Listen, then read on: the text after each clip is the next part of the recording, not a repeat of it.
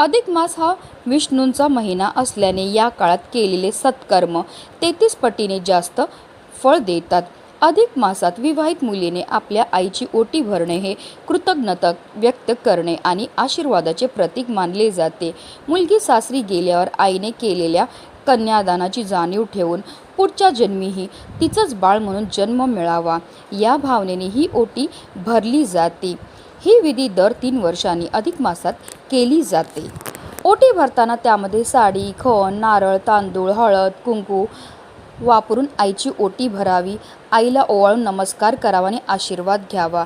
आता जर काही कारणास्तव तुमची आई विधवा असेल तर तुम्हाला तुमच्या आईची ओटी ही भरता येणार नाही, पण तुम्ही आपल्या आईच्या आवडती एखादी वस्तू असेल, साडी असेल किंवा इतरही कोणती वस्तू जी तुमच्या आईला आवडत असेल ती भेट म्हणून तुमच्या आईला देऊ शकतात। हे सुद्धा आपल्याकडनं एक प्रकारचं